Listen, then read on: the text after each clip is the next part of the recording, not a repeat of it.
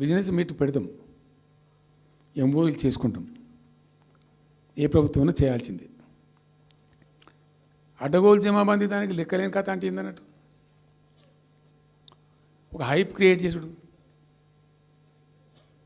దీనికి ఆజుడు, దీనికి గురువు చంద్రబాబు నాయుడు. ఇప్పుడు చంద్రబాబు నాయుడు చెప్పిన లెక్కల బిజినెస్ వచ్చేది ఉంటే, ఎంఓయూలు సక్సెస్ అయ్యేది ఉంటే ఆంధ్రప్రదేశ్లో ఈ పాటికి 20 లక్షల కోట్లు వచ్చి ఉండాలి. ఆయన ఫస్ట్ టైం అలా సీఎం ఉన్నప్పుడు ఆ ఊళ్ళో పెట్టే కదా, వైజాగ్లో, అమరావతిలో కదా, వైజాగ్లో పెట్టిండు. వైజాగ్లో ఎవరు వెళ్ళి ఎంఓయూలు చేసిన వాళ్ళంటే వంట మనుషులు అని చెప్పిండ్రు. ఆ స్టార్ హోటల్లో బయట వంట మనుషులు, వాడు ఎవడ సప్లై చేసేటోళ్ళు, వాడు వచ్చి కూర్చోపోయి సంతకం పెట్టే పెట్టిండు వాడు పాపం. అవునా అంటే పాపులర్ అయింది అది. ఇప్పుడు మరి ఎక్కడ పెట్టుబడులన్నీ ఎక్కడ చెప్పండి. ఆఖరికి 10,000 కోట్లు అన్న రావాలి, 15 లక్షల కోట్లు, 6 లక్షల కోట్లు, 8 లక్షల కోట్లు.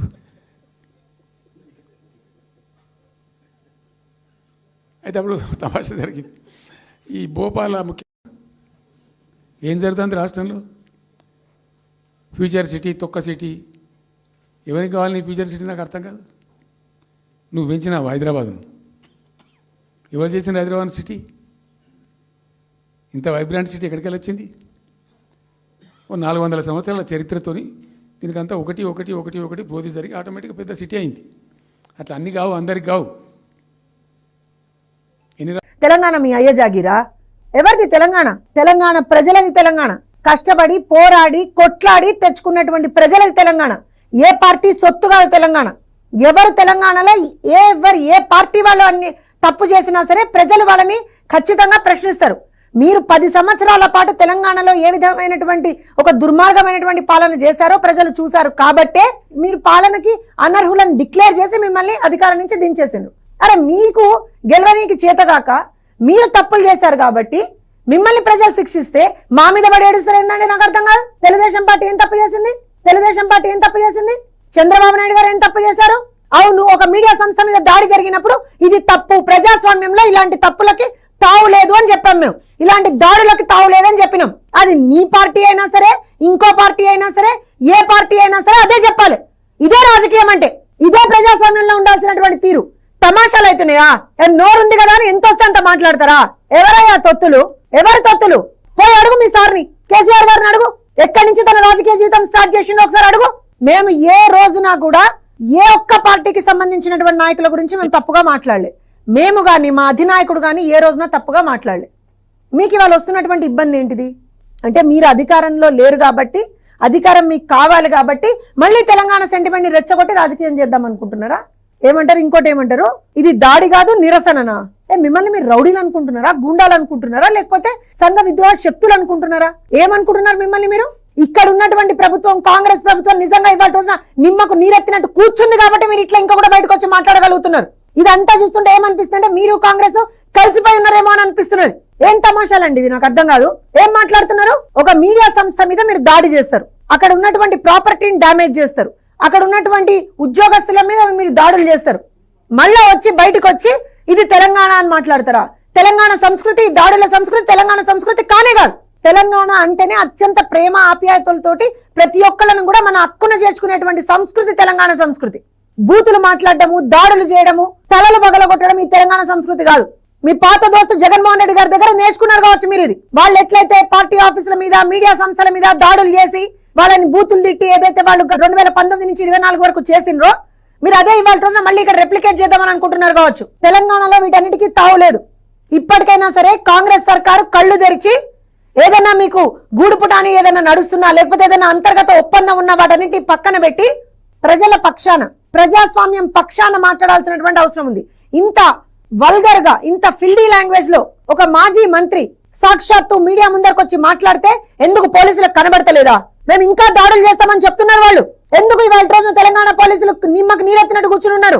కనబడతలేదా మీకు? ఈ కేసును ఎందుకు మీరు సుమోటోగా తీసుకోలేవాలా? బాజాప్తా మీడియా ముందరకు వచ్చి మేము దాడులు చేస్తాం, ఇంతకన్నా ఎక్కువ దాడులు చేస్తాం అని ఒక మాజీ మంత్రి ఇవాళ రోజు నుంచి మాట్లాడుతున్నప్పుడు మీకెందుకు దాని మీద చర్య తీసుకోవాలని కూడా అనిపిస్తలేదు. రేవంత్ రెడ్డి గారు మీరు ఇవాళ మీరే సమాధానం చెప్పాలి. రాష్ట్రంలో హోంశాఖ మీ ఆధ్వర్యంలో ఉంది, మీరే హోమ్ మినిస్టర్, రాష్ట్రానికి మీరే, శాంతి భద్రతలు మీ చేతుల్లో ఉన్నాయి. ఇవాళ పట్ట పగలు ఒక మీడియా సంస్థ మీద దాడి జరిగింది. ప్రతిపక్ష పార్టీకి సంబంధించినటువంటి నాయకులు బయటకు వచ్చి మేము ఇంకా దాడులు చేస్తాం అని చెప్తున్నప్పుడు మీరు ఎందుకు చర్యలు తీసుకుంటలేరు వాళ్ళ మీద? ఏం ఆపుతోంది మిమ్మల్ని వాళ్ళ రోజున?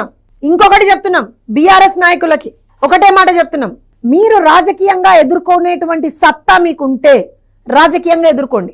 పిచ్చి పిచ్చి మాటలు, అవాకులు చెవాకులు మాట్లాడితే మా పార్టీని గాని మా అధినాయకుడిని గాని ఒక్క మాట మాట్లాడినా సరే తెలుగుదేశం పార్టీ శ్రేణులు ఎవరు కూడా ఊరికే కూర్చునేటువంటి పరిస్థితి లేదు. తెలంగాణ ఎవరి జాగీరు కాదు. హైదరాబాద్ నడిబొడ్డులో పుట్టినటువంటి పార్టీ తెలుగుదేశం పార్టీ. ప్రజలు ఎక్కడ ఇబ్బందులు పడితే తెలుగు ప్రజలకి అనుక్షణం కూడా వెన్నండి ఉండేటువంటి పార్టీ తెలుగుదేశం పార్టీ. ఇవాళ రోజున ప్రపంచ పటంలో హైదరాబాద్ అనేటువంటి ఒక బ్రహ్మాండమైనటువంటి బ్రాండ్ ఇమేజ్ క్రియేట్ చేసినటువంటి పార్టీ తెలుగుదేశం పార్టీ. క్రియేట్ చేసినటువంటి నాయకుడు నారా చంద్రబాబు నాయుడు గారు. వెళ్ళి మీ కేటీఆర్ గారిని అడగండి జగదీశ్వర్ రెడ్డి గారు, లేదా మీ కేసీఆర్ అడగండి జగదీశ్వర్ రెడ్డి గారు. ఇవాళ తెలంగాణకు వచ్చేటువంటి మాక్సిమం ఇన్కమ్ అనేటువంటిది ఎక్కడి నుంచి వస్తున్నది, ఏ పార్టీ అధికారంలో ఉన్నప్పుడు దానికి బీజం పడింది, ఇవన్నీ ఆలోచన చేసి ఒళ్ళు దగ్గర పెట్టుకొని మాట్లాడండి. రారా పోరా ఇవి కాదు సంస్కృతి, ఇది రాజకీయం అన్నారు దీన్ని. ఇది తెలంగాణ సంస్కృతి కానే కాదు. ఒక్కటే చెప్తున్నాం, ఇప్పటికైనా సరే కాంగ్రెస్ ప్రభుత్వం ఖచ్చితంగా వీళ్ళందరి మీద చర్యలు తీసుకోవాల్సినటువంటి అవసరం ఉంది. బీఆర్ఎస్ నాయకులకు కూడా చెప్తున్నాం, మీరు రాజకీయంగా ఎవరిని ఎదుర్కొంటారో ఎదుర్కోండి, అంతే తప్పించి తెలుగుదేశం పార్టీ గురించి గాని నారా చంద్రబాబు నాయుడు గారి గురించి గాని ఇంకొకసారి ఎక్కడైనా సరే ఎవరైనా సరే మాట దూలితే మాత్రం మర్యాద దక్కదు. మొన్న కవిత గారు, అంతకు ముందర ఇంకొక నాయకుడు, నిన్న జగదీశ్వర్ రెడ్డి గారు. మీ భయం ఏంటండి అసలు? మీ భయం ఏంటి? చంద్రబాబు నాయుడు గారిని చూస్తే మీకు ఎందుకంత భయం? ఎందుకు? ఆయన ప్రజల పక్షాన నిలబడి పోరాడతాడు కాబట్టా? ఎందుకు? తెలుగుదేశం పార్టీ ప్రజల పార్టీ కాబట్టా?